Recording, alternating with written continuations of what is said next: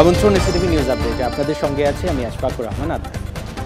কোটা সংস্কারের দাবিতে পূর্ব ঘোষণা অনুযায়ী রাজধানীর শাহবাগ মোড়ে অবস্থান নিয়েছেন আন্দোলনকারী শিক্ষার্থীরা।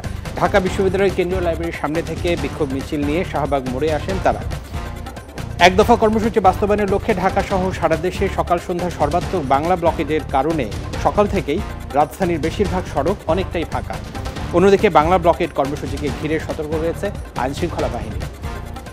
এদিকে কোটা বিরোধী আন্দোলনের মধ্যে সব পক্ষকে 4 সপ্তাহ স্থিতাবস্থা বজায় রাখার আদেশ দিয়েছে সুপ্রিম কোর্টের আপিল বিভাগ। সর্বোচ্চ আদালত বলেছে কোটা নিয়ে এখন কোনো কথা বলা যাবে না। হাইকোর্টের রায়ের পূর্ণাঙ্গ রায় প্রকাশিত হলে আপিল বিভাগ বিষয়টি শুনবে।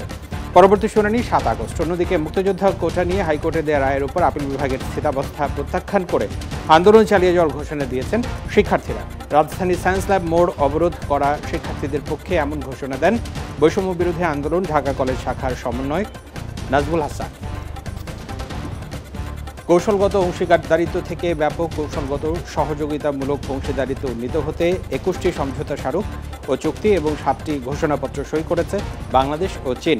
এর মধ্যে 2টি সমঝোতা স্মারক নবায়ন করা হয়েছে। আজ বেজিংয়ের গ্রেট হল অব দ্য পিপল এ সফররত প্রধানমন্ত্রী শেখ হাসিনা এবং চীনের প্রধানমন্ত্রী লি কিয়াংয়ের উপস্থিতিতে এসব চুক্তি, সমঝোতা এবং ঘোষণাপত্র সই হয়।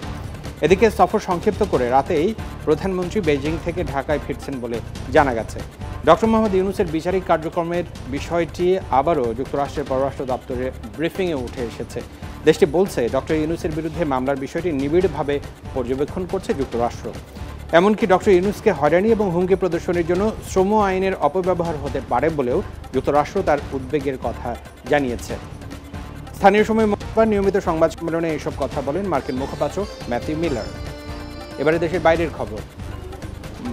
ভারতে ভয়াবহ সড়ক দুর্ঘটনায় নারী শিশুসহ কমপক্ষে 18 জন নিহত হয়েছেন, আহত হয়েছেন আরও 19 জন। দেশটির উত্তরপ্রদেশের লখনৌ আগ্রা এক্সপ্রেসওয়েতে ডাবল ডেকার বাসের সঙ্গে দুধের ট্যাঙ্কারের সংঘর্ষে এই হতাহতের ঘটনা ঘটে।